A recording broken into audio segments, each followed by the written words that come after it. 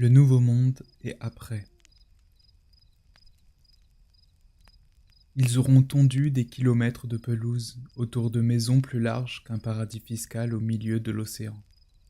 Ils auront couru d'un bout à l'autre de la ville pour livrer des enveloppes, des pizzas, des assignations. Ils auront délaissé leur vieille mère ou l'ami d'enfance qui attend sous l'abribus à côté de son vélo. Ils auront appris à faire l'amour sur Internet, à faire la guerre à la télé, à faire semblant pendant les repas de famille.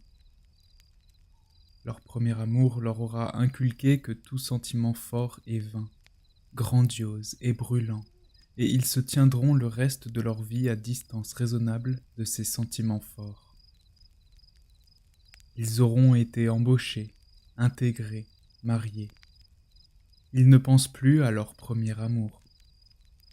Seulement les soirs d'ivresse, avec les collègues de bureau, c'est-à-dire une fois par semaine, et un soir bien sûr, ça aura été le soir de trop. Coup de gueule, divorce, démission, gym, Dieu, pute. Tout mais pas l'attente de la mort avec ce vide dans la poitrine et ce gras autour du ventre. Tout mais pas cela. Pendant ce temps, à la télévision, les présentateurs et les experts annoncent un nouveau monde. Et je sais que je n'en ferai pas partie, parce que dans ce nouveau monde, tout sera plus simple, plus rapide, plus visible. Toutes celles et ceux qui passent plus de temps en forêt que devant les vitrines, toutes celles et ceux qui trempent des tartines de fromage dans leur vin rouge, toutes celles et ceux qui, retranchés dans des rêves de terre noire et d'églises hautes, ne feront pas partie de ce nouveau monde. Ayant pour seule consolation la lumière à l'aube sur les volcans endormis, je chemine lentement, contournant mes propres colères, les ampoules humides sous les doigts et les orteils, mon vieux cœur boursouflé de souvenirs.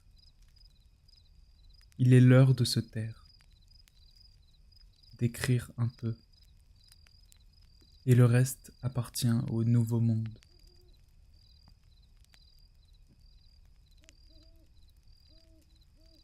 Une ombre. Mais à la fin, la seule chose qui continue de te suivre, malgré toutes les fois où tu as abandonné tes responsabilités, ta famille, ton amour, la seule chose qui continue de te suivre silencieusement, c'est ton ombre. Plus vivante que la plupart de ceux qui t'ont donné cet espoir atroce d'être indispensable dans leur vie.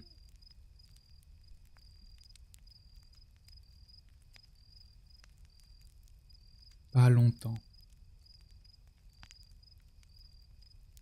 Je veux écrire un peu, pas longtemps.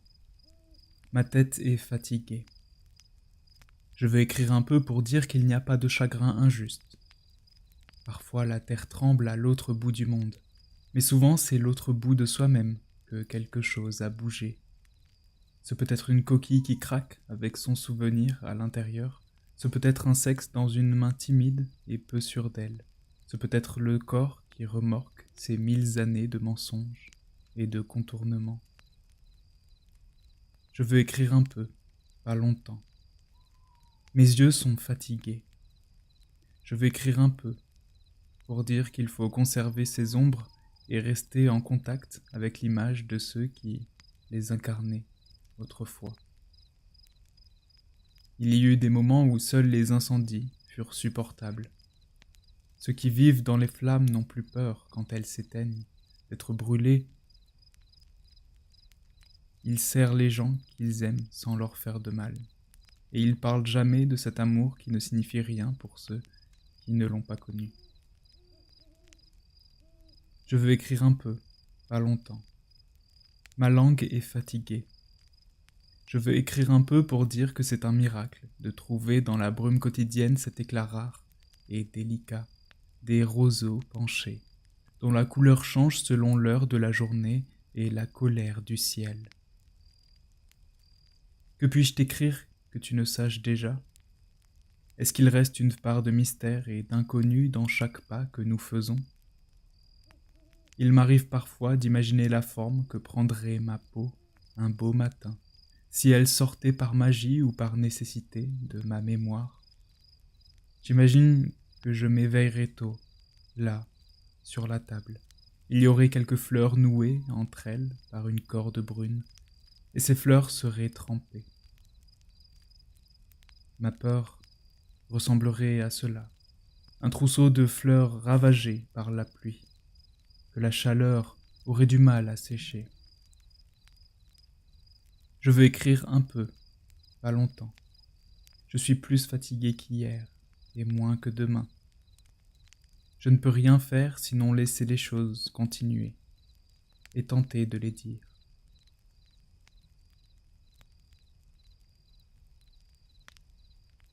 Finir. Dans un monde naturel où tout est voué à finir, pour croire qu'une chose, grande ou petite, est éternelle, il faut être fou, écrivain ou économiste. J'ai rencontré quelques personnes qui étaient un peu des trois. Leur compagnie amusante et en aucune manière intrusive m'a tenu à l'écart de la certitude des fins proches et des affaissements nécessaires.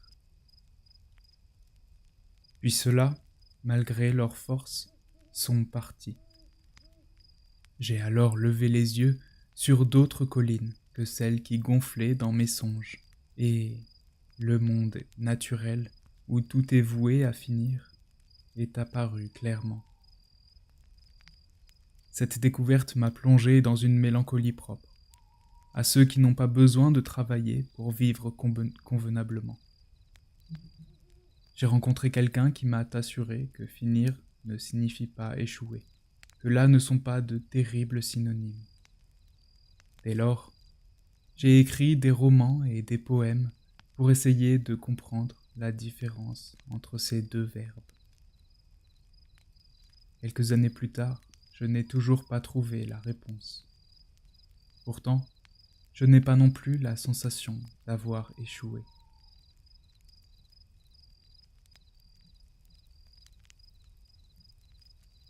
Tomber. Personne n'est irremplaçable. Le chien meurt, on le remplace par un autre. Parfois, on donne à cet autre le nom de son prédécesseur, suivi d'un numéro. Bouboule Ier, Loulou 8, Sultan 25. L'ancien est mort, de sa belle mort, comme on dit. Rapidement, le jeune chien reçoit toute l'affection, tous les coups de pied au cul, toutes les croquettes du précédent. Personne n'est irremplaçable. Si un enfant cesse de respirer dans le ventre de sa mère ou quelques jours après la naissance, sans doute qu'une fois passée l'horreur de cette découverte, on essaiera d'en refaire un autre. C'est ce qu'ils disent. On y croit. Madame, monsieur, vous êtes encore jeune, vous pourrez réessayer bientôt. Le petit miracle cachera dans ses pantoufles le minuscule fantôme de son frère ou de sa sœur, et peut-être qu'il s'en fera un manteau. Personne n'est irremplaçable. Ton amoureux n'est plus amoureux, mais toi, tu l'es encore. Il s'en va. Tu penses, balançant la tête d'avant en arrière, plus jamais ça, plus jamais je ne tomberai. Néanmoins, ton grand amour est remplacé quelques mois, quelques années, quelques décennies plus tard. Tu jettes dans cette flamme nouvelle les mêmes branches sèches, les mêmes papiers journaux. Personne n'est irremplaçable. La mort vient, mais elle n'emporte qu'un corps. Le reste reste à sa place dans les maisons, les caisses de vin dans la cave, les tiroirs du secrétaire. Le reste reste. Et bientôt on remplace le corps des morts par des croix, des dessins, des chansons. On recueille un chat, on se marie de nouveau, on fait des mots croisés avec un autre partenaire. Personne n'est irremplaçable. Un cœur malade, on sait en glisser un autre dans la tombe de la poitrine. La peau brûle, on met dessus un carré neuf comme on découpe dans un rouleau de papier peint les dimensions parfaites pour enduire le mur victime d'un dégât des eaux. Personne n'est irremplaçable. Le chien, la peinture, les morts, le cœur, le Scrabble, l'amour. Un détail pourtant, celui ou celle qui prend la place libre ne comble pas le manque laissé par un absent. Il en ajoute un nouveau. Voilà de quoi nous sommes constitués, des manques creusés successivement en nous, côte à côte, bien rangés, et nous apprenons à vivre une fois que nous sommes tombés dedans.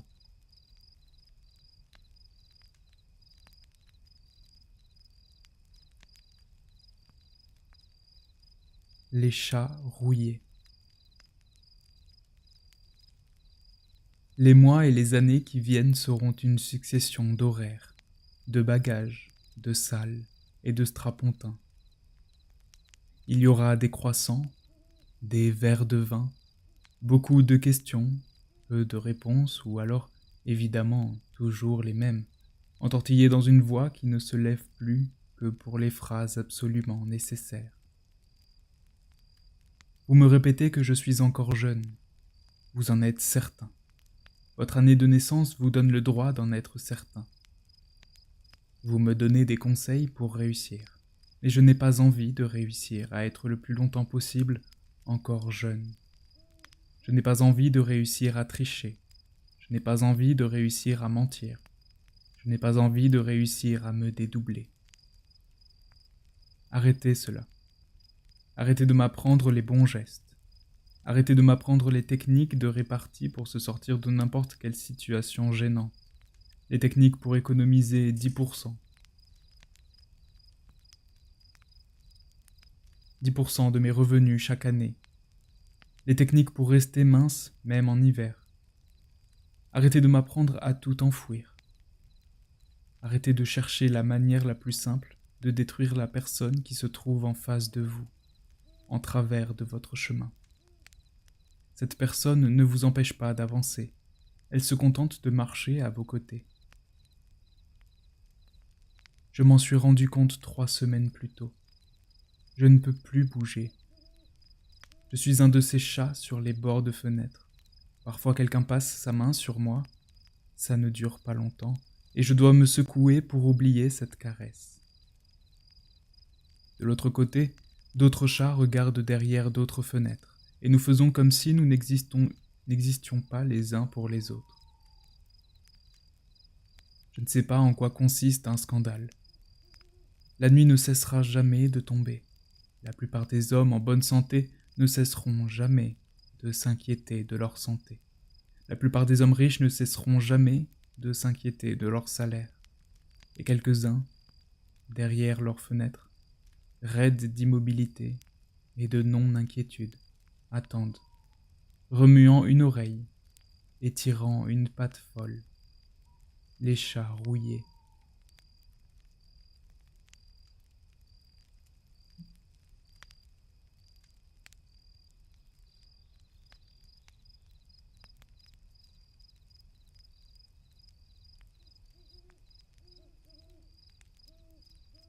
Ta propre vie.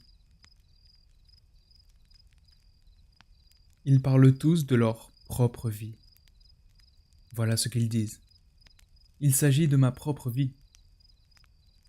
Comment utiliser un tel adjectif pour parler d'un moment qui commence dans le sang et finit dans la terre?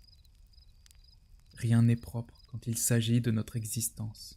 Rien n'est rangé, rien n'est poli, ni les lieux, ni les enfants. Rien ne peut être pris en photo et célébré dans les pages des magazines spécialisés, même si c'est très à la mode en ce moment de se donner et de donner l'illusion que notre propre vie l'est vraiment. Si j'ouvre mon cœur en deux comme une mandarine, il se peut qu'il y ait plus de pépins que de chair, il y ait plus d'amer que de fruité. Si j'ouvre mes jambes en deux comme un livre, certaines pages sont illisibles, d'autres ont été déchirées. Si j'ouvre mon crâne comme un capot de voiture, je vais à coup sûr me salir les doigts. Ma propre vie ne l'est pas. Les saletés ont trouvé refuge dans les coins, là où les nouvelles personnes que je rencontre ne prennent même pas la peine d'allumer la lumière.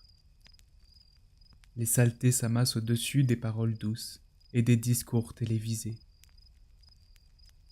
Je pense que sang, morve, salive, cyprine, glaire et sueur, je pense que croûte, ongles, miasmes et placenta font partie de ma propre vie. Sans toutes ces choses qui vous ont tiré une grimace de dégoût, nous ne serions pas là. Nous parlons de notre propre vie, car nous voulons qu'elle soit étincelante, que son parfum soit enivrant, et que ses jardins impressionnent les visiteurs. Mais il y a des rayures sur les carreaux, une vieille odeur de rance en fin de nez, et des feuilles mortes dans les allées. Et ça ne fait rien.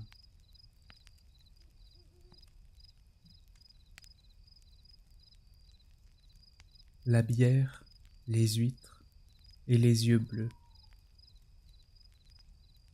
Aujourd'hui, j'ai marché des heures sous la pluie. Une manifestation bloquait les transports en commun. Je revenais de chez mes parents. Ma grand-mère m'avait conseillé de manger des tripes arrosées de vin blanc. Il vaut mieux avoir mal à l'estomac et au crâne plutôt qu'avoir du vague à l'âme. Le tramway ne circulait pas. Les bus contournaient le centre-ville.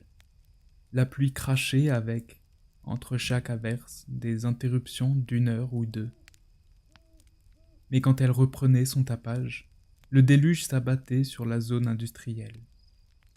Impossible aussi de rentrer en ville en voiture. Des travaux sont en cours. On détruit un pont, on le remplace par un autre. Dès lundi, les automobilistes rouleront à 80 km/h sur ce nouveau tronçon. J'ai marché des heures sous la pluie, entre cette sortie d'autoroute et mon appartement où m'attendait une paire de chaussures neuves et des factures à régler. Je suis arrivé trempé, ce qui ne me gêne pas. La pluie n'est pas mon ennemi. Je ne lui trouve pas les défauts des grosses chaleurs. J'aime m'endormir quand elle cogne contre la fenêtre. J'aime l'odeur de la terre qu'elle a gorgée. J'avais soif. Soudain, je nous ai vus, la bière et les huîtres, au bord d'un océan déserté en cette saison par les touristes et les enfants. Oui, c'est cela. Je nous ai vus, à deux, dans l'amour des tout petits moments, des toutes petites victoires. La bière, les huîtres et les yeux bleus. Maintenant, je pense à ce pont détruit en quelques heures et remplacé en quelques jours. Je ne te remplacerai pas, mais je veux bien essayer de nous reconstruire.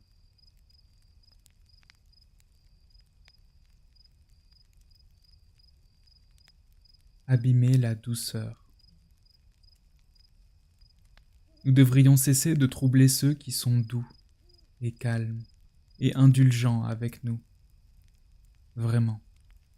Nous devrions cesser de nous appuyer sur cette douceur, ce calme, cette indulgence, comme des géants s'appuient sur des piliers fissurés, entendent le bruit des pierres se briser de l'intérieur et continuent, par inertie, de se reposer sur ces colonnes usées. Nous devrions cesser de penser que cette gentillesse, ce n'est pas un gros mot, gentil, n'est pas une tare contemporaine. Ce n'est pas forcément pour être accepté, pour qu'on vous invite à dîner, à danser, pour ne pas être seul. Cette gentillesse est un jouet qu'on peut lancer contre les murs, qu'on peut tordre dans tous les sens, qu'on peut faire et défaire et brutalement jeter par terre, pour voir par magie les morceaux éparpillés se rassembler d'eux-mêmes. Nous devrions cesser de jouer avec ceux qui ne se jouent pas de nous. Imaginez un violoniste interrompre le concert à coups de carabine. Imaginez un moine incendier une abbaye. Imaginez un enfant sage écorcher ses amis s'il a la chance d'en avoir. Nous devrions cesser de croire que la bienveillance est une vertu infaillible, que la douceur est solide, que l'oreille qui écoute ne tombe jamais malade. Toute personne qui apporte de la légèreté échange sa chaleur contre un morceau de vos abysses. Et nous en redemandons, encore et encore, sans chercher à savoir où s'entassent ces mauvais moments dans la vie de ces autres qui nous prêtent leurs nuances quand nous manquons de couleur. Comment faire pour cesser, une bonne fois pour toutes, d'abîmer la douceur?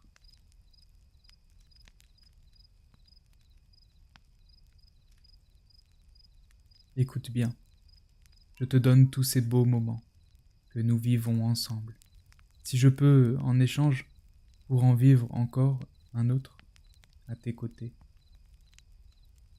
Écoute bien, je prends tes agacements, tes peines les plus grandes, je les accroche en moi comme des manteaux lourds, afin que tes jours prochains soient éternellement légers et doux. Écoute bien, je dépose sur ton front un baiser de bienveillance, sur ta main un baiser de tendresse, sur tes lèvres un baiser d'incendie. Écoute bien. Dans chaque pas timide que je fais jusqu'à toi, je rassemble la lumière du mois de juin et les premiers chants d'oiseaux, repliant sur mon cœur les ailes trouées. Écoute bien. Je donne tous ces beaux moments, tous ces manteaux lourds, tous ces jours légers. Je donne tous ces baisers tendres, tous ces pas timides. Je donne tout cela et plus encore. Pour nous.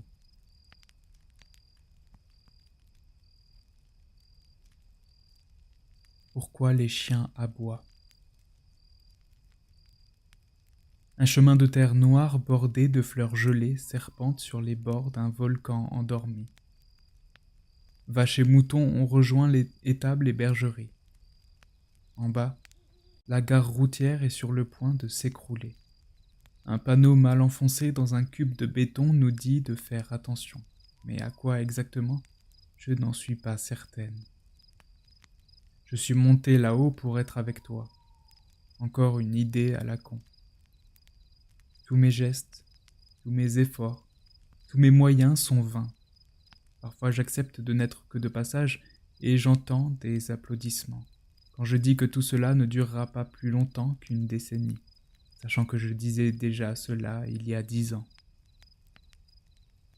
Je suis chez moi dans cette brume froide qui immobilise des arbres nus. Ici, l'après-midi et en début de nuit, les chiens aboient. Leurs aboiements se cognent contre les hautes maisons. Ils aboient sans te regarder. Ils aboient parce qu'ils sont là pour ça. On les nourrit pour ça. On les garde en vie pour ça. Et dès qu'un des chiens te voit passer, il avertit les autres, au fond des jardins, des enclos, des niches à côté des poulaillers. Dans la fosse des volcans d'orchestre, des langues pendues et des oreilles dressées jouent à rompre l'hiver. Nous faisons exactement la même chose. Nous ne sommes pas plus forts sur 2 pattes. Encore 3 kilomètres et je serai, enfin, prisonnière des collines de sapins. Des coups de feu résonnent entre les arbres. La saison de chasse n'est pas terminée.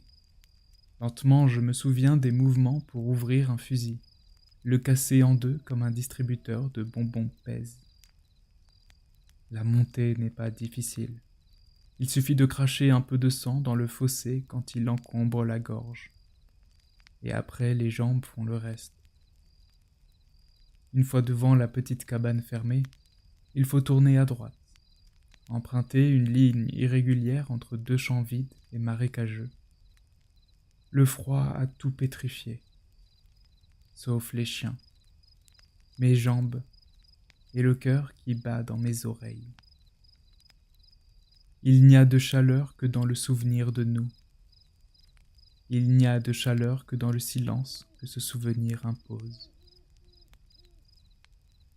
Mes amis angoissent quand ils se rendent à un entretien d'embauche.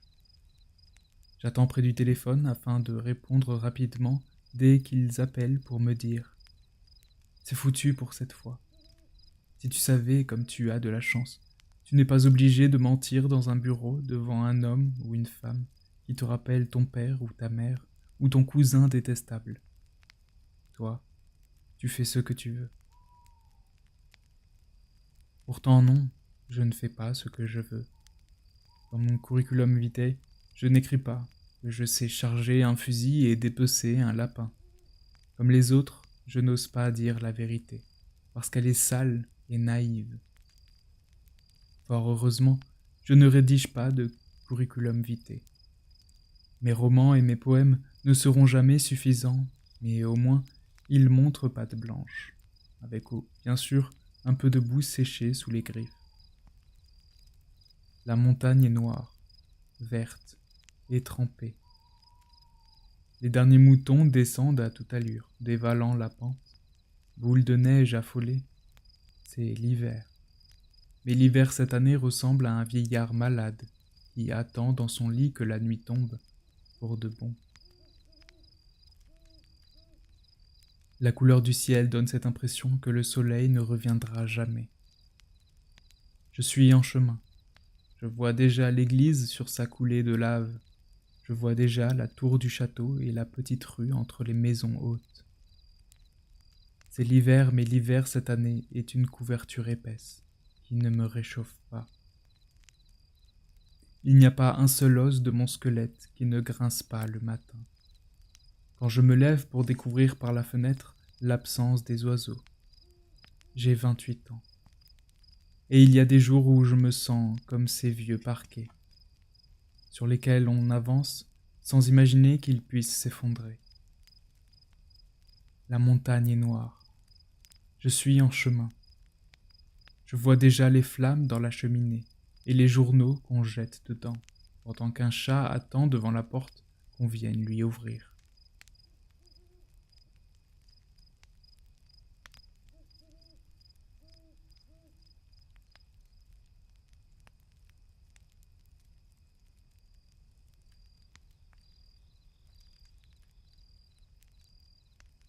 Pour oublier. Que dans cette vie tu fus plus souvent perdu que sur le bon chemin. Qu'en 28 années à la dérive, tu t'accroches au morceau de l'épave, croyant qu'il s'agit de ta maison. Mais tu n'es qu'un cavalier abandonné par sa monture. Alors tu marches sans direction, puisque c'est la seule chose à faire. Tu marches, ne sachant pas ce qui arrivera. Tu marches au-devant de toute émotion, persuadé que rien de pire que ce que tu as vécu ne peut dorénavant entraver ta course lente. Pour oublier le reste, tu te répètes que chaque jour est un émerveillement. Je me cache derrière mes poèmes, parce qu'ils sont plus forts que moi. Tenir tête. Aux grands chagrins silencieux, aux araignées des baignoires, aux travaux pour agrandir les voies. Tenir tête et laisser aller la mienne sur l'épaule du printemps qui s'achève. Aux certitudes dégueulasses, aux regards méprisants de ceux qui sont sûrs de savoir, aux images retouchées. Tenir tête et nouer ses bords d'un monde ancien, comme les quatre coins d'un torchon sale. Aux beautés passagères qui laissent des trous dans la poitrine et du feu dans les journées, aux animaux bruyants, aux paroles sans profondeur, aux profondeurs sans paroles. Tenir tête aux têtes baissées, aux terreurs de ce qu'on aime, aux vivants moins vivants que les fantômes, aux longues nuits sans espoir. Tenir tête pour mériter un soir une belle histoire qui dure plus longtemps que ceux qui la racontent.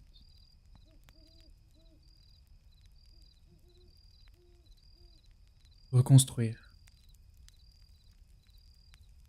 Je vais apprendre à me pencher, comme font les vieilles dames, la main sur le haut de la canne, l'autre appuyée sur le plancher. Je vais apprendre à poser le genou, à la manière des vieux monsieur, une main sur le cœur pour qu'il continue de battre, et l'autre sur le front comme un nid pour les yeux.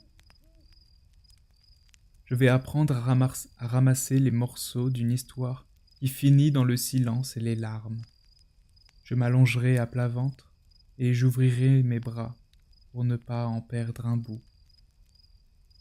Alors je construirai, mais pas comme autrefois, une histoire différente, avec des mots plus doux, des sanglots moins salés. Tu m'en voudras au début de n'avoir pas été solide assez longtemps, fatigué, mais debout. Le temps m'a promis d'étaler son miel chaud sur toutes les cicatrices ouvertes, sur tous les renoncements. Nous nous retrouverons, sans colère ni rage, comme des amis qui s'aiment. Le bateau a coulé, mais nous saurons atteindre une rive plus calme, profitant du soleil, à deux et à la nage.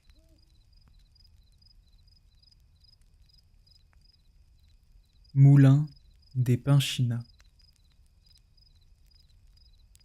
Minuit sonne. Nous ne l'entendons pas.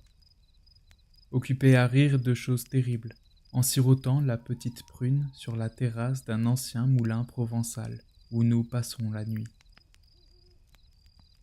Que c'est bon de s'enfoncer dans la fraîcheur du soir, avec au cœur cette fleur qui naît comme une chanson d'autrefois, qu'on aime entendre quand on croyait l'avoir oubliée. Nous ne sommes rien en ce monde, mais c'est déjà beaucoup.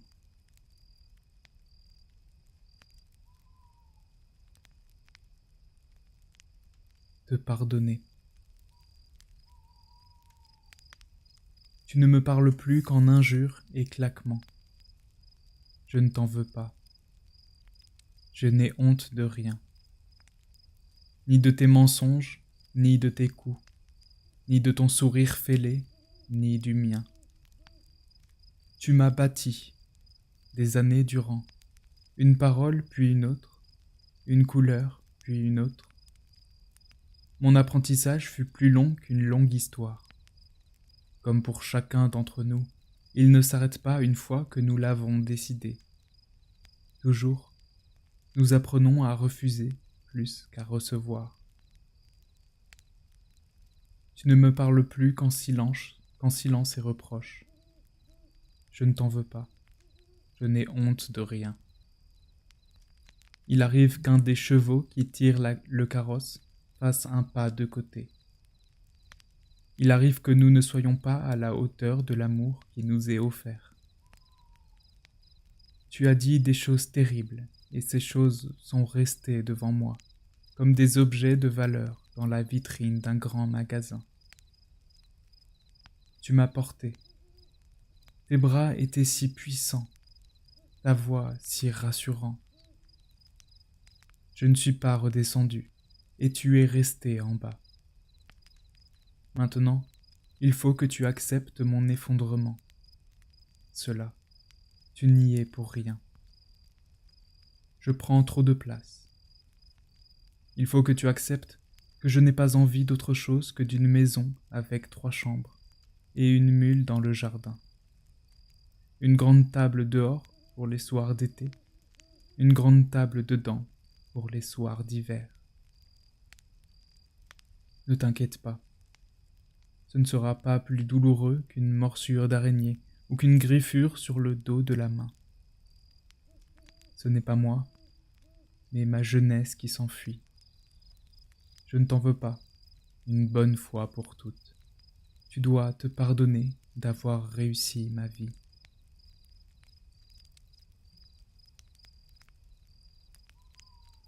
Le jour où tout se brise en toi.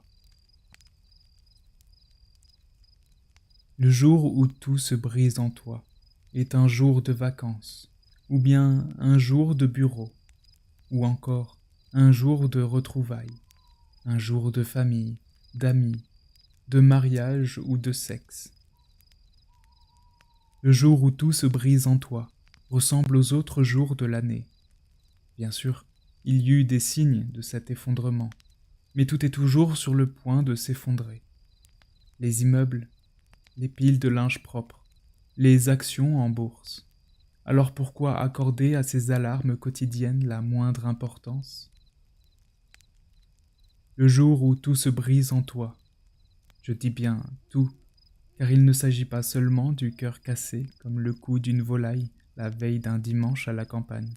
Je parle du corps, de l'os du genou à celui de la mâchoire.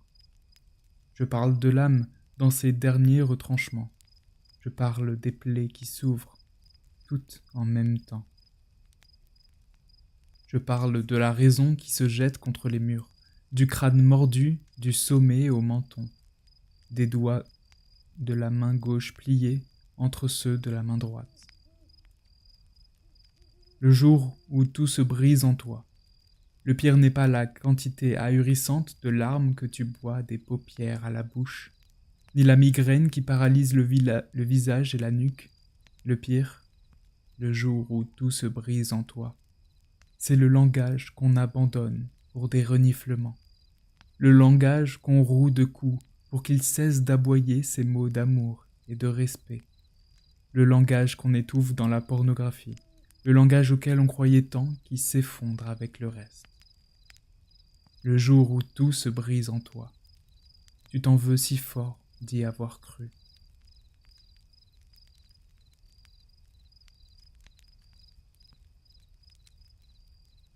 La chambre. Tout est à sa place. Les livres sur l'étagère, l'eau dans la bouilloire, la colère hors de cette maison et moi dans ma chambre. Je n'ai jamais fait l'amour dans cette chambre.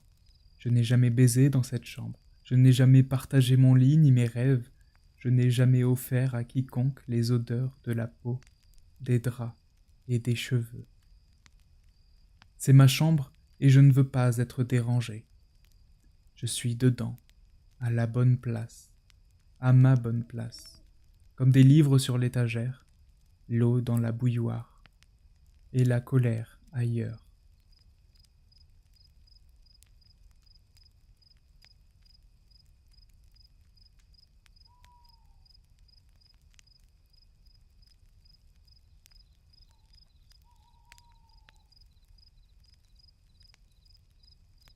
Avouer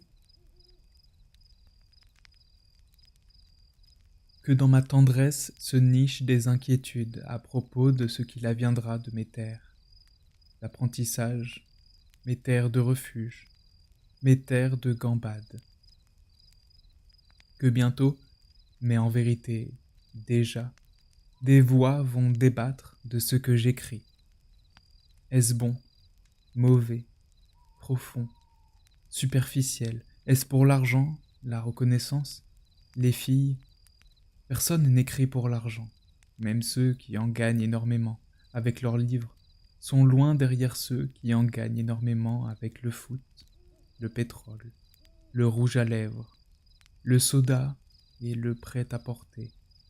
Est-ce grâce aux cheveux, aux dents, à la capacité de répondre en fossettes creuses? Je ne suis pas un cheval de course, et si j'en étais un, vous ne pourriez pas monter sur mon dos pour que je vous amène là où vous êtes incapable de vous traîner vous-même. Que rien ne m'intéresse sinon les livres, le bowling, le fromage et la sieste. Que mes amis me manquent, et je ne leur dis pas. Que tu me manques, et je ne te le dis pas.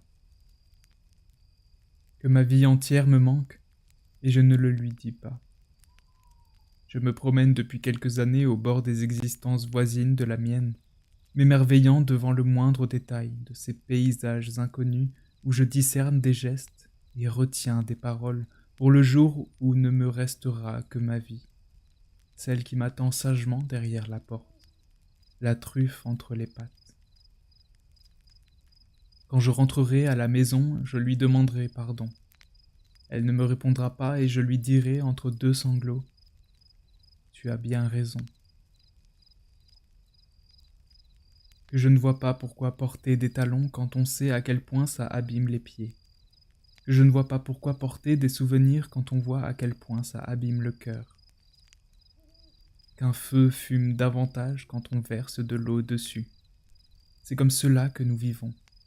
Nous tentons d'éteindre de longs et douloureux incendies, et nos tentatives ne font que nous consumer un peu plus.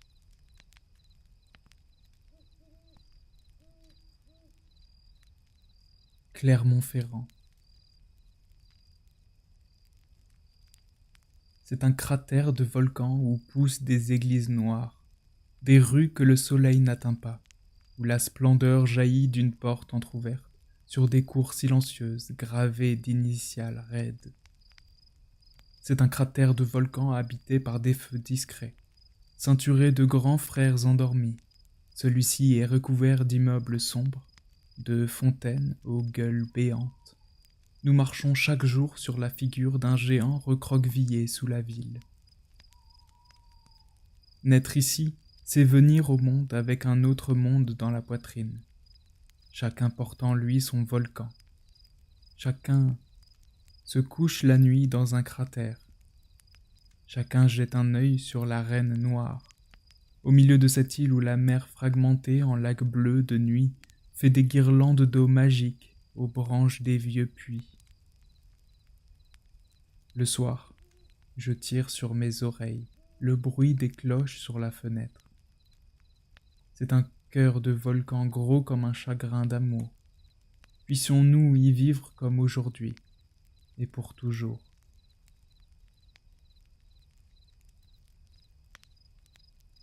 Rompre. Rompre avec celle que j'aurais dû être. Avec celle que j'aurais dû être avec toi. Ces deux-là ne sont pas les mêmes, car avec toi, j'étais une personne qui tentait d'avancer en baissant la tête. Seul, je suis une personne qui baisse la tête pour ne pas voir les autres avancer plus vite que moi. Rompre. Avec l'idée que nous sommes tous prêts au pire pour du pognon. Alors le pire n'est plus le pire, juste un terrible pas de côté. Mais enfin, il faut bien voir grandir les gamins, soutenir les vieux et offrir une partie de campagne à celle ou celui qu'on aime. Le corps est fermé aux attitudes tendres, et c'est comme mourir avec une peau de jeunesse et de succès. Ce n'est pas normal. Cette sensation de mort dans ce ventre doux. On se répète chaque jour qu'on va devoir mourir longtemps.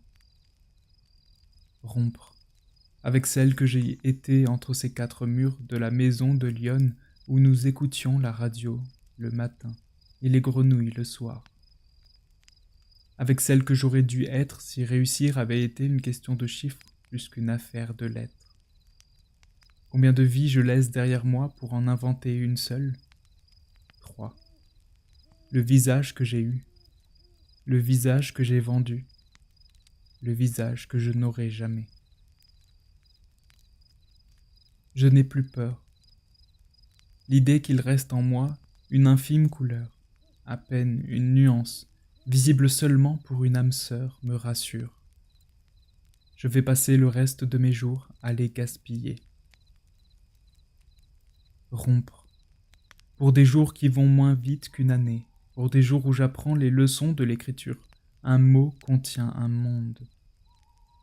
Je me souviens, en descendant du bus, je prenais le trajet le plus long pour rentrer à pied, simplement parce que j'étais certaine de n'y croiser aucune connaissance.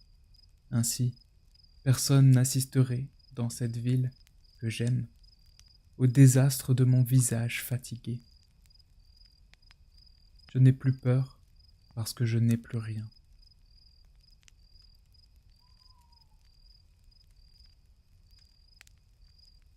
En morceaux. Cela fait 2 mois que je n'ai pas passé plus de 24 heures chez moi.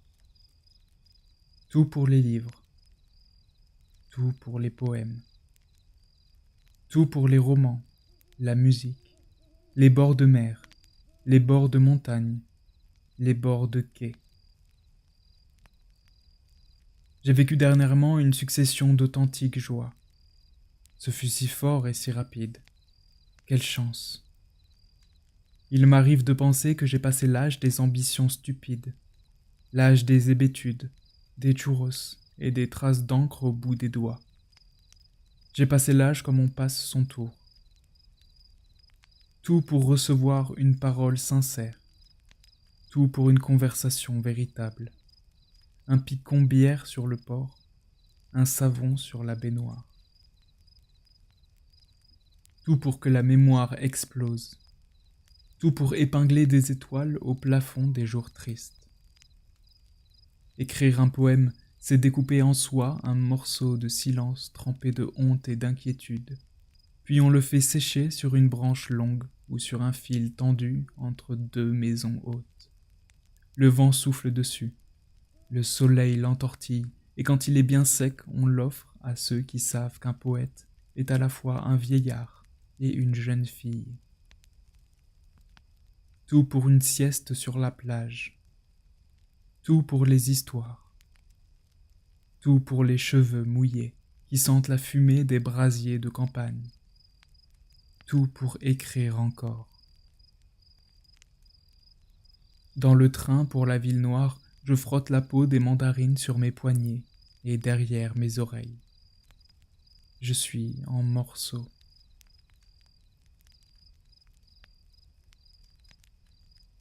Notre-Dame. Un homme devant la porte de l'immeuble répète, paume sur les oreilles. Dieu brûle sa maison! Dieu brûle sa maison! La flèche est tombée. Les vitraux ne sont plus. Les flammes ont jeté dans la Seine la couronne de Paris. Je ne crois pas en Dieu, mais il y a des jours en moi que je bénis. Je ne crois pas en Dieu, mais il y a des jours en moi que je maudis. Faut-il cela pour que nous levions les yeux?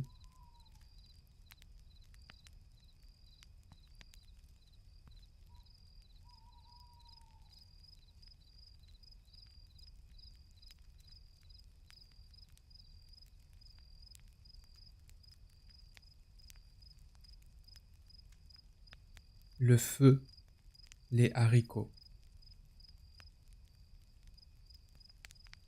Quand tu quitteras la cuisine en laissant dans l'évier une cuillère à soupe et une assiette creuse, souviens-toi de ce feu que nous avions allumé. Je froissais le journal et tu cassais le petit bois. Je ne voyais que toi, et pour la première fois, je n'ai pas baissé la tête.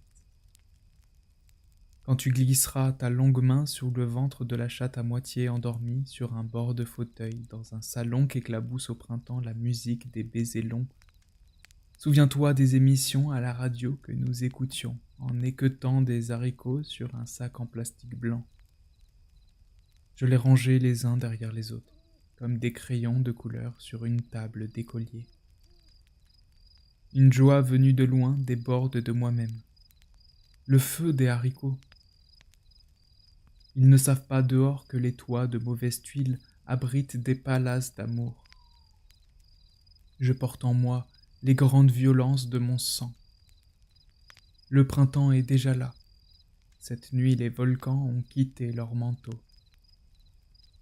Quand tu ramèneras tes jambes nues dans ce lit où je ne suis pas, souviens-toi du feu, des haricots.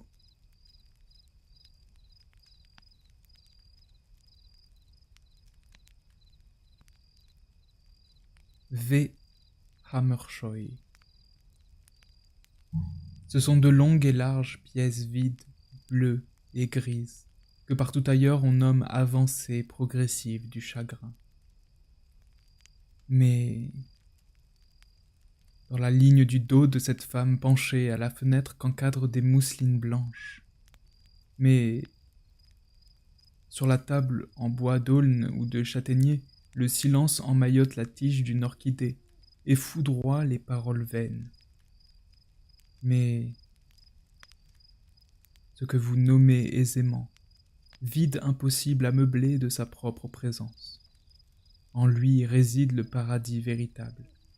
Vivre dans un tableau de V. Hammershøi m'apprend à disparaître, sans esclandre.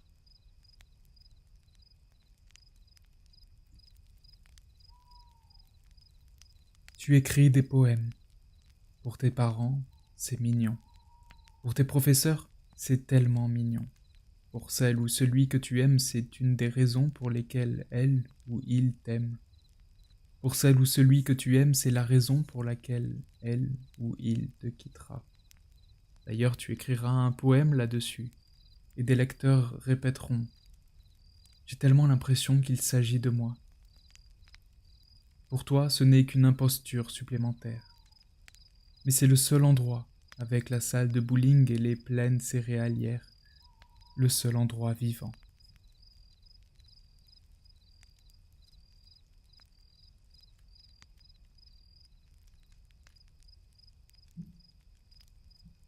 Bière et café. Je te retrouve au bord d'une rivière où tout est plus vivant que nous. Il s'agit de ne rien déranger et de bien dire merci en partant quand la nuit tombe. Nous ne laissons aucune trace de notre passage, mais notre passage laisse une trace dans mon âme. Je pense à ces paroles franches que seuls les êtres ayant connu le véritable amour se partagent en secret. Ces paroles sont gardées loin dans le corps et la mémoire. Nous sommes capables de les dire, car nous sommes capables de les écouter. Sans cela, elles ne remontent pas à la surface des conversations. Elles se cachent dans le ventre, elles gonflent dans la gorge. Personne n'imagine qu'elles sont là. Les années passent. La chute est moins terrible que le sentiment d'abandon qui appuie sur la poitrine son sabot de honte et de regret. Les années passent. Les paroles vraies ne se montrent pas. Nous ne les appelons jamais. Et ce jour d'été, devant cette rivière où tout est plus vivant que nous, les voilà qui galopent. Les voilà qui s'engagent en liberté. Alors je dis que j'ai besoin d'aide, que dorénavant il ne faut rien cacher, de soi à la vue de ceux qu'on aime. Je dis que je suis faite de longs silences et de longs trajets. Je dis que mon langage m'a laissé sans défense, et sans défense j'apprends à tenir debout sans la canne des faux succès, sous mes doigts raides. Je dis tout cela d'une voix que la fin d'après-midi charge de prudence et de soulagement. Le soir, une bière, le matin, un café. C'est un bon début. Pour encore recommencer, au bord des rivières, où tout est plus vivant que nous.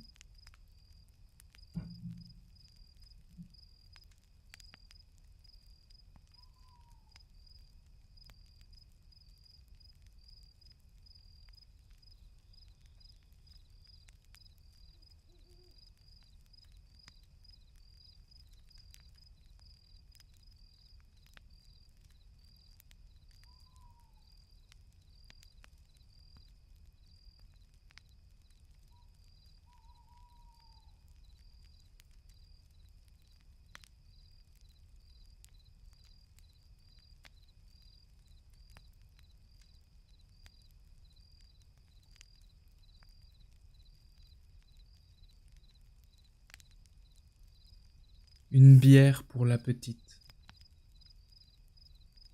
Je ne veux pas de fleurs. Je ne veux pas une cabine sur le pont d'un bateau de croisière. Je ne veux pas être au premier rang du concert, ni en tête des sondages. Je ne veux pas partir loin. Je ne veux pas que tu partes encore plus loin et que tu me ramènes un morceau d'Everest ou ce qu'il reste du mur d'Adrien. Je ne veux pas de longues déclarations. C'est bon pour ceux qui font la guerre ou pour gagner des voix aux élections. Je sais bien que toutes les histoires ont déjà été écrites. Il ne faut pas croire trop fort. Mais chaque fois que je t'entends le soir, après une longue journée de travail, après une longue journée à se demander ce qu'il se passe, si ce qu'il se passe va passer vite, ou te passer vite. Chaque fois je te rencontre pour la première fois, avec cette folle tendresse, cette même confusion. Tu ouvres la porte du réfrigérateur et m'annonces dans un sourire qui m'émerveille une bière pour la petite.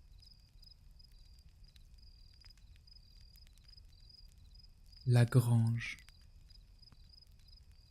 Le crépuscule a jeté ses filets sur la ferme, ou du moins sur ses vestiges.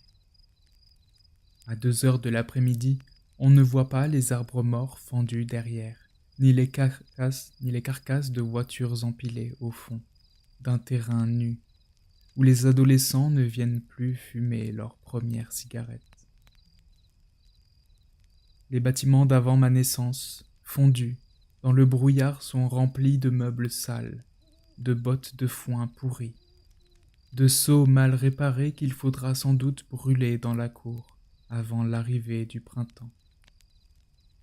On ne distingue plus que la colline à 10 pas, ni les moutons soucieux qui broutent contre la barrière dévorée elle aussi par cette nuit sans étoiles, sans nuages, cette nuit malade, cette nuit de fumée et de vapeur, qui efface les fleuves, les rivages, et des montagnes, le rugissement des carrières. Seule la grange persiste à hisser son accent circonflexe contre les nuées répandues sur les champs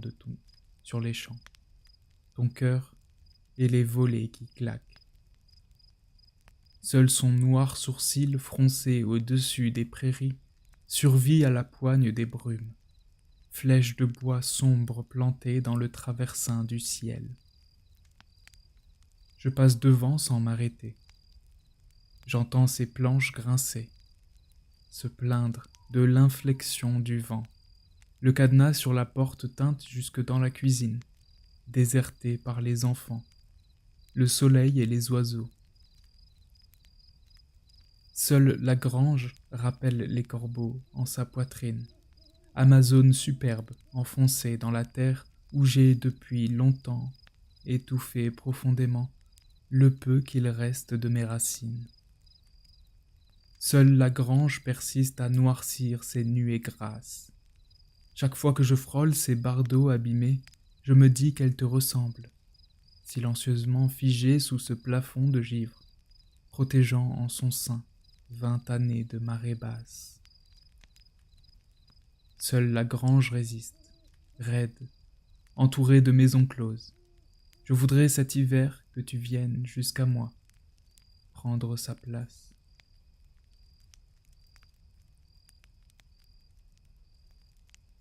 De mon mieux. Le pire n'est pas de manquer de confiance en soi, mais de confiance en l'autre. Les fontaines sont éteintes. Comprenez bien, on ne voit que des gueules noires devant les églises. Il n'y a plus d'eau. Les sapins pleurent de chaud. Le ciel a brûlé leurs cimes. Rien n'est plus doux que l'amour, et rien ne fait aussi mal. C'est comme être blessé par un mot tendre, tranché par une couverture. Je pensais à ces paroles de fièvre, à ces lettres de désir, en m'enfonçant ce matin dans la vase d'un lac où les canetons se fichaient de notre présence. Rien n'est plus doux que la caresse avant le grand départ. L'été est arrivé si vite. La plage est pleine comme une chatte de campagne. On lance une serviette sur l'épaule. On regarde les jeunes femmes qui ne nous regardent pas, puisqu'on les a blessées si tôt. On se tient droit devant la mer. La main du soleil nous attrape par la tête, pendant que la ronde des vacances tourne à n'en plus finir. Je suis enfoui dans une ville noire où les fontaines sont éteintes. Ivre un mercredi. Je répète devant l'église où gît un homme à moitié mort de vivre. Mon existence sans rancune. Je fais de mon mieux, et c'est très peu de choses. Les fontaines manquent d'eau. Je n'ai plus de larmes. Il suffit d'un peu de boue au fond d'un lac, et tout recommence dans la terre mouillée, dans la valse des têtards. Ma sauvagerie, je t'avais oubliée.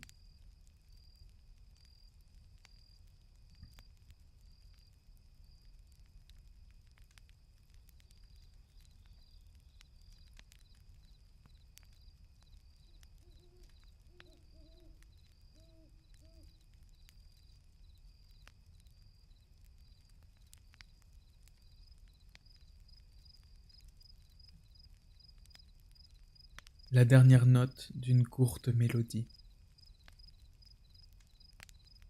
Je n'avais pas imaginé que cela arriverait de cette façon. Je sais bien que la planète explosera dans quelques milliers d'années, que nous exploserons avant elle, mais je n'avais pas imaginé que ce moment arriverait, ce moment où le cœur navigue au-devant de toute colère, de toute haine, malade de lui-même, malade des nuits sans sommeil qui s'annoncent, malade de ne rien comprendre, rien de rien, d'être bête, pas bête à manger du foin, même pas bête à pleurer, bête à ne pas exister, à s'enfouir comme un joujou caché dans une terre où des animaux lourds ruminent, broutent, pissent et chient avec une régularité plus respectable que celle de vos horaires de bureau. C'est fini de nous. C'est fini de nous deux. Nous sommes là et nous ne nous reverrons jamais. J'entends chaque jour les cloches de l'église broyer le silence des ruelles noires. La dernière note n'est pas la plus basse, ni la plus triste. La dernière note de cette courte mélodie matinale claque sur les murs fêlés. La dernière note revient le matin, le lendemain. Le matin, le surlendemain, je la connais par cœur. Par ce bête de cœur qui n'a pas entendu la dernière note de sa propre mélodie s'effondrer dans sa cage. Il est terrible de savoir que nous n'avons pas été capables de grandes choses. Qu'il est terrible de savoir que cela nous est déjà arrivé, que cela nous arrivera encore, même si nous nous permettons le contraire. Nous avons tellement, tellement souffert, tellement, tellement pleuré que des plantes ont poussé entre nos paupières, grâce à force d'être arrosées. Nous ne méritons pas d'aimer ni d'être aimés, si nous ne sommes pas à la hauteur de cet amour, si nous nous contentons d'en avoir le droit, sans conscience du devoir qu'il implique, du devoir de douceur, du devoir d'éternité. Pendant que les sanglots montent en moi comme un troupeau de chèvres sauvages, j'entends la dernière note d'une courte mélodie percer les murs de cet immeuble solide. Je ne m'appliquerai pas à écrire que tout va bien. Je ne m'appliquerai pas à écrire que ce n'est qu'un mauvais moment à passer. Je ne m'appliquerai pas à écrire que nous avons bien fait les choses. Je tremble comme un vieillard sous la neige qui a perdu son bonnet. Je tremble de finir cette courte mélodie par cette dernière note dans un cœur bête à pleurer du foin.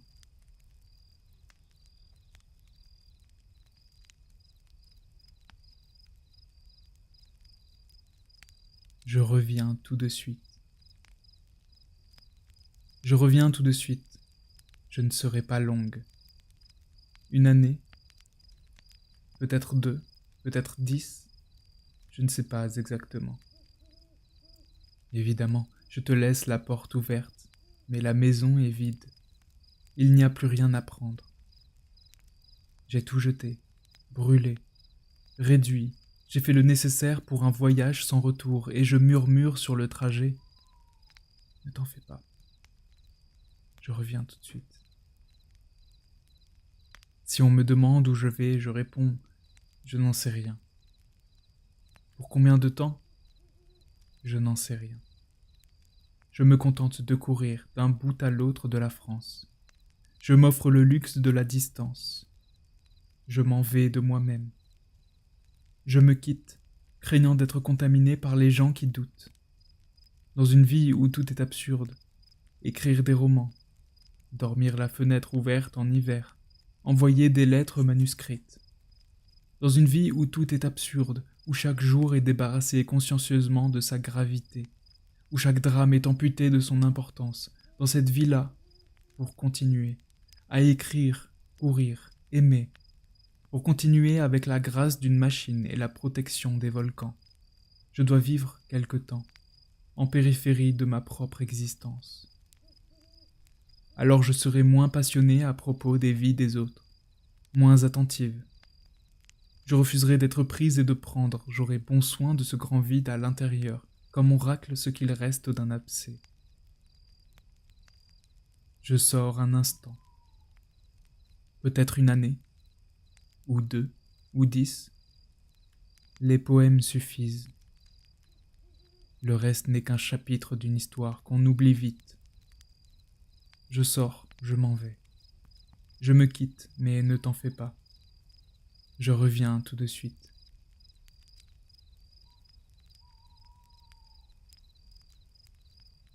Naissance d'un roman. Que dois-je faire de ce corps qui balbutie, de ce ventre comme une île sans berge ni rivage? J'agite de vains poèmes où tu as dévoré les autres personnages. Malgré tout, je ne renonce qu'à moi-même, qu'à mes lointaines palissades que tu as si facilement franchies. Pour toi, j'échangerai 10 années d'ennui contre 3 saisons d'orage.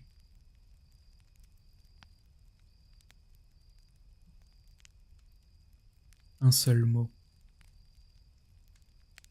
Je me suis réveillé ce matin, pas plus tard que les autres matins, pas plus cassé que les autres matins, à 8h30. Le boulanger avait déjà vendu la moitié de son pain, le livreur était déjà parti faire sa tournée, les voisins n'étaient pas encore rentrés et l'escalier sentait la pierre froide. Je me suis levé ce matin, pas plus rapidement que les autres matins, pas plus bavarde que les autres matins. La fenêtre de la chambre était ouverte sur la cour. Une légère pluie marquait la vitre, et le ciel d'hiver ressemblait à un mouchoir propre, mais usé. Café, douche, pullover, cire pour les chaussures. Je me suis rendu compte ce matin, en tirant mon bonnet sur mes oreilles, en dépliant le journal de la semaine dernière, en jetant un regard de maîtresse d'école sur le salon en désordre, que je n'étais pas seul. Pendant la nuit, une syllabe s'est glissée dans ma bouche, une syllabe timide, tremblante comme un enfant malade, une syllabe qui devait sans doute se cacher là depuis quelques jours. Pendant la nuit, une syllabe s'est glissée dans mon cœur, une syllabe si petite mais qui prend toute la place, une syllabe de rien du tout, qui devait sans doute attendre que le jour baisse pour sauter dans mon lit. Pendant la nuit, une syllabe s'est glissée dans ma tête, une syllabe minuscule, plus fragile qu'une fleur en haute mer, une syllabe impatiente. Je me suis réveillé ce matin. Je me suis levé et j'ai attaché mes cheveux en une boule floue sur le sommet de mon crâne. À l'intérieur, je ne saurais dire où, comment, peut-être était-ce partout à la fois. J'entendais cette syllabe murmurer, et je répétais après elle, « Viens ».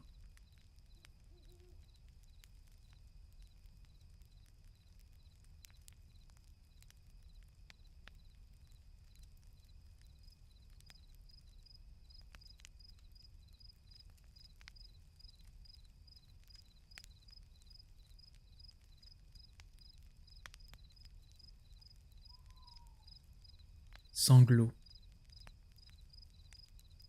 Les sanglots que je ne verse pas descendent à l'intérieur comme des petits bateaux vides poussés par la tempête. Ils s'en vont dans ma gorge, la violence des flots.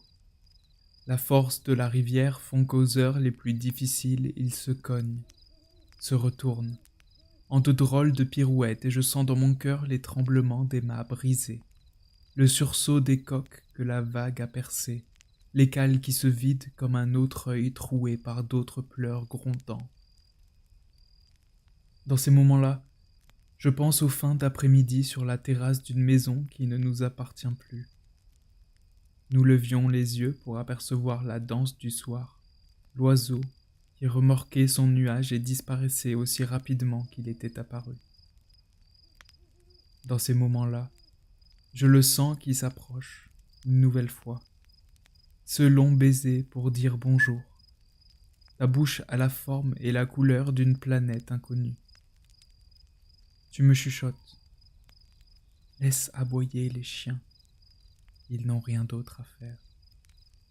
Songe à préserver ta beauté avant qu'elle devienne une beauté ordinaire. Les sanglots que je ne verse pas descendent à l'intérieur, comme des petites chèvres sur une pente raide, alors que gronde derrière elles une lourde avalanche. Elles montent les unes sur les autres dans des passages étroits. Je les sens qui remuent, leurs pattes maigres, comme des échelles cassées contre les murs d'une grange. Piétine, étape. Piétine, étape encore. Elles cherchent une ouverture, les cornes poussées en avant, jusqu'en bas de la montagne, où la neige ne tient pas. Les voilà, saines et sauves. Dans ces moments-là, je pense aux dimanches qui durent 10 ans. Quand l'existence tenait dans la maison comme tiennent les premières taches de sang dans un mouchoir à carreaux blancs. Tu ne dis pas grand-chose, et moi, je ne pleure pas, ou si peu, par peur qu'à travers mes amandes bleues s'enfuient avec les larmes les pâles couleurs de mes 2 yeux. Alors, dans la terreur des nuits si longues, elles semblent avoir été abandonnées par leur lendemain, je découvre toute la vie silencieuse, nichée entre tes seins.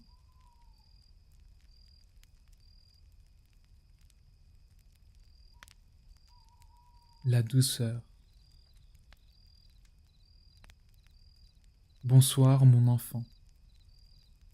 Bonsoir mon frère. Bonsoir mon amour. J'ai vu ton sourire trembler comme un pied maigre dans une chaussette trouée. Tu n'as rien à craindre. Peut-être crois-tu qu'une catastrophe est sur le point de se produire, mais il s'agit seulement de ton âme qu'un bruit de mauvais temps a réveillé en sursaut. Tu n'as rien à craindre. Ce qui compte, c'est la douceur. Bonsoir mon enfant. Bonsoir mon frère. Bonsoir mon amour. Ce qui compte, c'est la douceur. Rien d'autre. Rien d'autre ne vaut la peine que nous nous courbillions comme des chats dans un rayon de soleil. Rien d'autre, sauf peut-être une tarte aux abricots sur le bord d'une fenêtre à la fin du printemps. Personne ne vous prête attention. Lorsqu'un regard vous effleure, vous continuez à marcher parmi des étrangers du même sang, du même lieu, de la même génération. Vous continuez à marcher en espérant comme espèrent ceux qui aiment, que malgré votre dos tourné, ce regard inconnu vous effleurera longtemps. Bonsoir mon enfant. Bonsoir mon frère. Bonsoir mon amour. J'ai passé 15 années à tenter d'accéder au cœur des choses, et aujourd'hui je suis presque certaine que c'est impossible. Pourtant, j'essaye toujours. Et d'autres avec moi. Nous creusons des tunnels qui n'aboutissent qu'à une version marginale de nous-mêmes. Nous creusons, nous creusons. Comprenant très lentement que chaque seconde de chaque minute est toujours plus que ce qu'elle paraît être. Quelle que soit la vitesse à laquelle ce monde se précipite dans sa propre destruction, il te suffit d'un geste, un seul. Ce qui compte, c'est la douceur. Bonsoir mon enfant. Bonsoir mon frère. Bonsoir mon amour. Mon cœur bat comme un volet mal fermé. Je me demande à quoi je ressemble dans les yeux de ma mère, de mon amie de toujours, dans ceux de Chloé, de Pauline, de Dorian. Cela je ne le saurai jamais, puisque nous changeons dans le cœur de nos semblables aussi rapidement qu'un ciel de Normandie. À quel moment choisissent-ils de nous aimer, ceux-là qui nous accompagnent? Ont-ils figé leurs instants favoris pour garder de nous une image agréable? Je me demande tous les jours si j'ai une place, rien qu'une toute petite, dans tes yeux. Bonsoir mon enfant, bonsoir mon frère, bonsoir mon amour. Ce qui compte, c'est la douceur, le vin rouge, les parties de belote sur une table qui porte encore les traces de larmes grasses et de couteaux tordus. Prenez ce que vous voudrez, les petits livres dans l'armoire, la monnaie du pain et les clés de la maison. Prenez tout, ça ne fait rien. Ce qui compte réellement quand on a perdu ce qu'on pensait ne jamais perdre, c'est la douceur. Aujourd'hui, il se passe quelque chose qui fait enfler ton cœur, comme si un deuxième cœur lui poussait à l'intérieur. Bonsoir mon enfant, bonsoir mon frère, bonsoir mon amour. Demain, la semaine suivante, ou encore le mois prochain, tu apprendras qu'un ami proche a mis fin à ses jours. Qu'un médecin dans un hôpital de banlieue a annoncé à ton père qu'il mourrait d'un cancer très bientôt. Que des nouveau-nés sont laissés là et que personne ne les attend. Oui, ces nouvelles, chaque jour, quelqu'un les apprend. Ce sera ton tour. Et à ce moment-là, dans toute ta colère, dans toute ton incapacité à affronter l'impensable, retiens ces mots.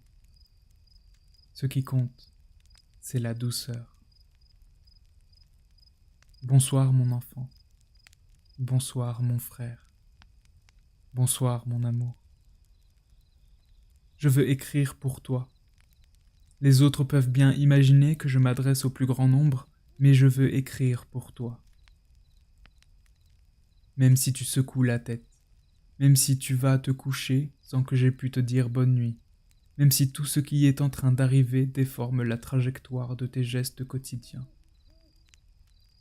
Je veux écrire pour toi et clouer des étoiles dans ta poitrine. Quoi qu'il advienne, tâche de ne pas m'oublier. Je ne serai jamais autrement que douce avec toi. Bonsoir mon enfant. Bonsoir mon frère. Bonsoir mon amour. Tu es effrayé, nous le sommes tous, par des détails qui nous empêchent de faire un pas en avant, par des mots du passé qui furent des flèches. Tu es effrayé car désormais tu dois apprendre à ne plus apprendre à vivre, mais à vivre, tout simplement, tout bêtement. Ce qui compte, c'est la douceur. Nous ne sommes pas faits pour vaincre des inconnus, nous sommes faits pour nous vaincre nous-mêmes. Combat d'un jour ou d'un siècle. Bonsoir mon enfant. Bonsoir mon frère. Bonsoir mon amour. Tu es ma chance, neuve, d'une force à nulle autre pareille. Tu fais partie de ma vie comme la rayure noire sur le dos d'une abeille. Je te nomme dans les mots que je ne comprends pas, dans les grands moments de solitude qui ne sont pas une punition mais un luxe. Je te sais dans mon souffle, mais la raison de ta présence? Aucune idée. Je m'en fiche. Tu es ma chance, ma douceur inattendue. Bonsoir mon enfant. Bonsoir mon frère. Bonsoir mon amour. Aucun de nous n'est innocent, et j'en ai assez de rattraper le temps perdu. Il n'a jamais été perdu. Le temps n'est pas une pièce de monnaie qu'on glisse dans la fente d'une machine à sous, ni le jouet d'un enfant capricieux. Le temps est ce que l'on en fait, au rythme de nos saisons intimes. Le temps ne se rattrape pas, il se protège. Ce qui compte, c'est la douceur. Le reste, des leçons de maître d'école qui ne jette jamais son œil par la fenêtre de la classe pour voir dans la cour les corbeaux bien rangés sur la grille. Bonsoir mon enfant. Bonsoir mon frère. Bonsoir mon amour. Prends-moi dans tes mains. De tes mains, je ne crains rien. Je leur réponds quand elles me demandent, elles s'agitent quand je les réclame. Prends-moi dans tes mains. Le jour sera bientôt levé, et les livreurs ont déjà démarré dans la grande rue. Prends-moi dans tes mains et emporte avec toi les miennes, pour la journée. Ce qui compte, c'est la douceur. Je veux tirer de grands traits sur toi avec mes mains. Elles sont à toi. Bonsoir mon enfant. Bonsoir mon frère. Bonsoir mon amour. Il y a des vérités simples que je n'ose pas écrire. Elles se chamaillent en moi comme des chiots adorables. Alors j'attends qu'elles se taisent, et je regarde la nuit tenir les toits des immeubles bas dans la poche de son manteau. Demain matin, une fois de plus, je rassemblerai tous mes morceaux. Bonsoir mon enfant. Bonsoir mon frère.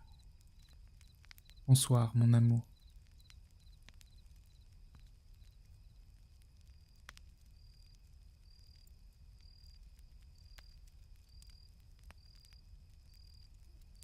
Carte d'identité poétique. Cécile Coulon est née en 1990. Fille de parents ingénieurs agronomes, elle passe les 18 premières années de sa vie à Saint-Saturnin, un village du Puy-de-Dôme situé à 25 km de Clermont-Ferrand. Boulimique de lecture, c'est naturellement qu'elle s'est essayée à l'écriture. Comme un gamin qui fait des jonglages parce qu'il a vu Zidane à la télévision pendant toute son enfance. Elle est à peine en classe de seconde lorsque son professeur de français lui fait comprendre que ce qu'elle écrit pour le plaisir peut avoir de l'importance. Elle consacre sa thèse de lettres modernes au sujet sport et littérature. Exaltée par la course à pied, Cécile Coulon est habitée par cette passion d'enfance transmise par ses parents, mère athlète, père pongiste, lorsqu'elle courait à leur côté autour des lacs, avec vue sur les volcans à s'agit de son Auvergne natale. Sa fiche spécifique est précise. Taille, 1,65 m. Poids de forme, 50 kg. Pointure, 37. Pour la ville, 38. En running, foulée, universelle. Elle n'a jamais cessé de courir. 40 km hebdomadaires. Et s'est même essayée au marathon, abordant le sujet dans son petit éloge du running, édition François Bourrin. Tout à coup, le cerveau, qui baigne dans ce magma de plaisir, de douleur, d'effort, ne retient que l'essentiel. C'est là que viennent des phrases, idées, images, souvenirs, comme un rêve éveillé, déclare-t-elle à Ouest France. La course me porte, me permet de trier les idées, corriger, donner plus de muscle au texte, du souffle à ce que j'écris. Quand on est lecteur, on est emporté par le rythme, la musique, la foulée de l'histoire. Ces deux pratiques vont ensemble. Dans La montagne, elle précise « C'est une sensation étrange, comme s'il y avait une partie de moi qui était devant mon bureau en train de trier, d'écrire, et une autre en train de courir. À l'arrivée, les idées seront toujours là, mais dégraissées. » L'ancrage profond dans un territoire est un élément essentiel de la poésie de Cécile Coulon. Une poésie à la fois terrienne, affranchie, prosaïque et délicate. Je tords le cou à l'idée qu'il faudrait quitter son lieu de naissance pour réussir, déclare-t-elle ainsi dans Le Monde. Ses écrits ont été façonnés par son Montana natal, l'Auvergne. Il faut qu'on parle des volcans, Ce fut sublime de grandir au milieu des géants aux gueules grandes ouvertes. Même si son lieu secret reste le tout petit village d'Eyzaüt, presque abandonné aujourd'hui dans la Drôme, c'est un peu le bout du monde, mais en France, j'y vais plusieurs fois par an. C'est le coin de mon enfance. J'y ai de nombreux souvenirs. Des souvenirs que l'on retrouve dans ses poèmes. Dans l'excellente mais défunt émission Des mots de minuit de France Télévisions, Philippe Lefay s'enthousiasme. Et quelle plume! Sorti des bois à l'adolescence pour des livres denses, des fictions térébrantes, où se disent justement la puissance des éléments et toujours les ambivalences des interactions et de la condition humaine, le bouillonnement des sentiments. Cécile Coulon est une autrice, lectrice précoce qui, nourrie de ses lectures gourmandes dans la puissance de ses intrigues, voudrait n'être dupe de rien. Invitée par Augustin Trapenard dans l'émission Boomerang sur France Inter, elle ne tarit pas d'éloges sur sa région natale, l'Auvergne. Quand on arrive un peu avant Clermont-Ferrand, quand on voit la chaîne des volcans, j'ai un peu l'impression d'être dans le monde de Narnia, de voir cette armoire magique et de pénétrer dans un nouveau monde. C'est de toute façon une terre d'imagination, une terre très noire, mouillée, un peu rude, mais tellement belle. Une région qu'elle relie souvent en train, entre Clermont-Ferrand et Paris. J'écris beaucoup de poèmes dans ce train, car le trajet est très long. Mais c'est bien. C'est comme ça qu'est né le recueil Les Ronces.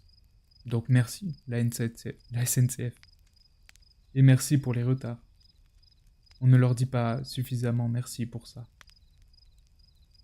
Décidément, l'Auvergne et le Massif central, c'est un peu la terre du milieu. Précoce, Cécile publie son premier roman à l'âge de 17 ans, Le voleur de vie, chez Revoir, une maison d'édition locale. Chez le même éditeur, suivra rapidement Sauvage, un recueil de nouvelles. Ses talents de romancière sont rapidement remarqués par les éditions Viviane Hamy, qui publieront ses 6 livres suivants dont Méfiez-vous des enfants sages et Le cœur du pélican. Ces romans connaîtront un succès rapide et seront salués avec enthousiasme par les médias. En 2012, pour Le roi n'a pas sommeil, Cécile Coulon reçoit le prix Mauvais genre, créé conjointement par France Culture et le Nouvel Observateur. Elle reçoit ensuite le prix des libraires en 2017 pour 3 saisons d'orage et le prix littéraire du Monde en 2019 pour Une bête au paradis, publié par l'Iconoclaste.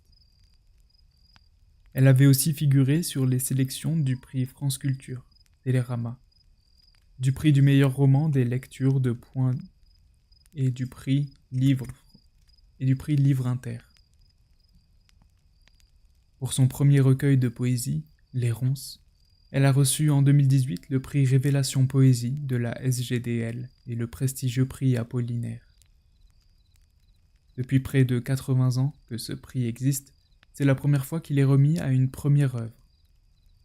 Fondé en 1941, le prix couronne chaque année, en dehors de tout dogmatisme d'école ou de technique, un recueil caractérisé par son originalité et sa modernité.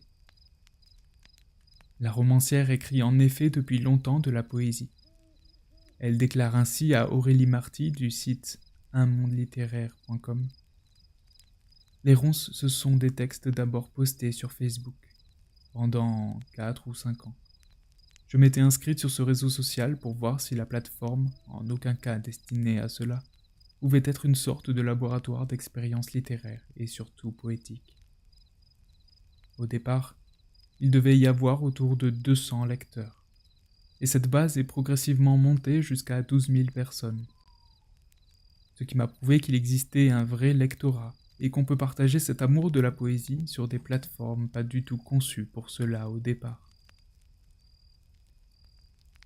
Cécile fait en effet partie d'une nouvelle génération d'écrivains et écrivaines qui s'approprient mondialement les réseaux sociaux,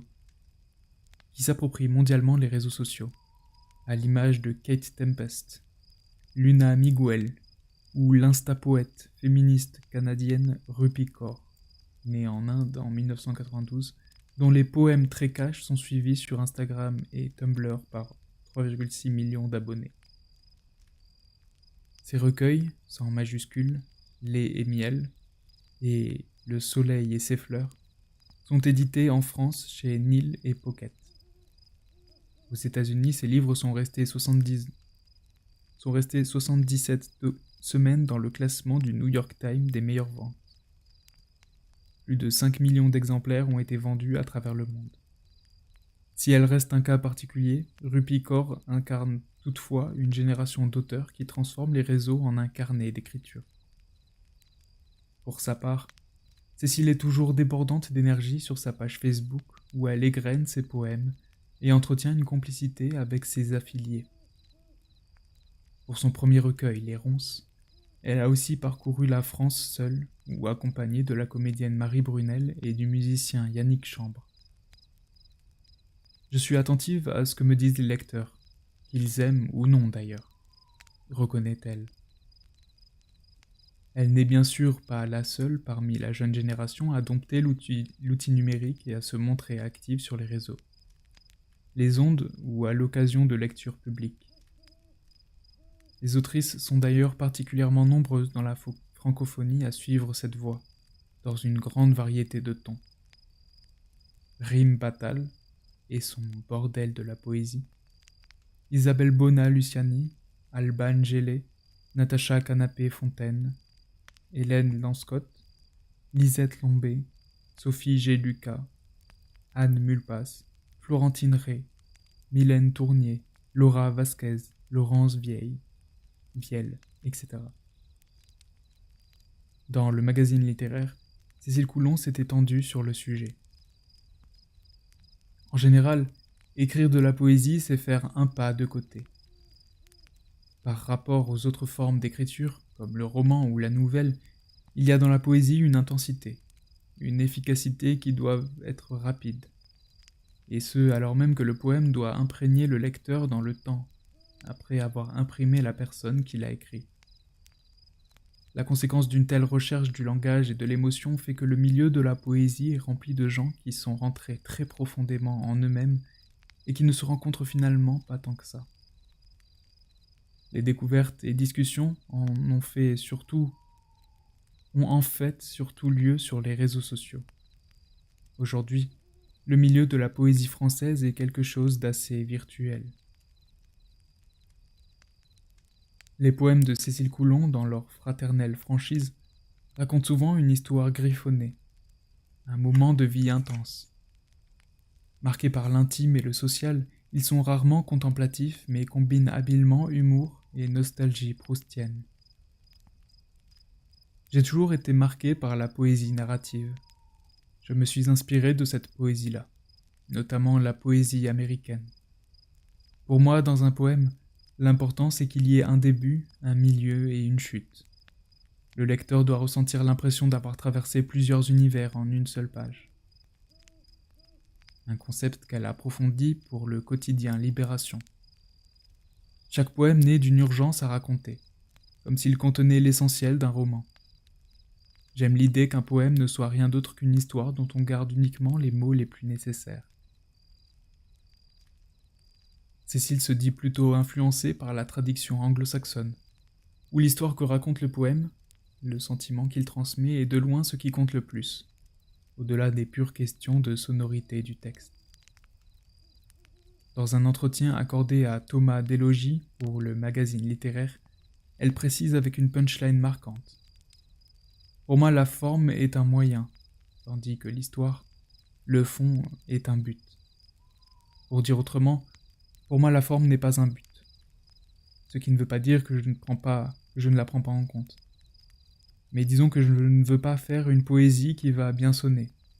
Je veux faire une poésie qui va bien te sonner. Sa poésie du quotidien, vivante, troublante, vient rappeler les failles et les lumières de chacun, parfois avec une simplicité et une franchise désarmantes. Sur France Culture, Jacques Bounafé a souligné cette ligne de conduite. Cécile Coulon nous transmet sa légèreté provocatrice, sa force, sa fragilité sienne partant du corps épuisé, à la recherche d'un refuge, glissement peut-être du roman au poème. Cécile Coulon nous ravit, à peine si l'on a le temps de se débattre. Elle investit la surface sonore, le papier brut, la page, un récit sans embâge. La poésie de Cécile Coulon se présente parfois comme une chanson parlée. Point de ces chansons d'automne chères à Verlaine ou à Gainsbourg, plus une chanson d'Auvergne, chère à Vialat. Toujours sur France Culture, Cécile Coulon confronte ainsi le roman et la poésie. Le roman est un mélange de la vie qu'on a vécue et de celle qu'on aurait voulu vivre. La poésie, elle, confie l'essentiel. C'est tout ce qui nous a échappé et qu'on essaye de rattraper. Tout ce qui reste de nous. Gageons que Cécile Coulon est annonciatrice d'une autre posture à nos géographies, souligne encore Jacques Bounafé, parlant de sa manière d'exprimer son attache à la forêt, aux montagnes. Les poètes donnent parfois l'impression d'être en vacances dans leur maison. Or, Cécile Coulon ne parle pas du jardin par sa fenêtre et des brumes du matin. Non, elle choisit le monde. Tahar Ben Jelloun, quant à lui, précise que la poésie de Cécile Coulon est un regard tendre et exigeant jeté sur le réel. Poésie de l'audace et de l'émotion née d'images inattendues, belles, fortes et quotidiennes. Mais il s'agit d'un quotidien intérieur, pensé, rêvé, inventé par une jeune femme qui aime la vie et lui rend hommage avec vérité et musique. Dans sa préface du second recueil de Cécile Coulon, Noir Volcan, Alexandre Bord rappelle un fait d'importance. En 2018 s'est produit un phénomène que personne n'avait vu venir et qui restera dans l'histoire de la poésie française. Un recueil de poèmes a rencontré à la fois un succès critique et public. Un engouement dépassant de très loin le cercle habituel des lecteurs de poésie et qui suscita même la polémique. À l'heure où la poésie ne serait soi-disant plus vraiment la principale préoccupation des gros éditeurs et d'une majorité de libraires, la présence prégnante de Cécile Coulon dans cet univers prouve que la jeune génération d'écrivains n'hésite pas à emboîter le pas à celui des aînés et réussit parfaitement à captiver à la fois un électorat sensible au genre et un public inédit qui n'avait jamais acheté un recueil de poésie. Mais attention aux clichés. De nombreux libraires attentifs ont parfaitement compris et constaté, chiffres en main, le net regain d'intérêt pour ce genre littéraire. Certains recueils contemporains peuvent désormais se compter en milliers d'exemplaires vendus. Aux médias d'embrayer sur le phénomène.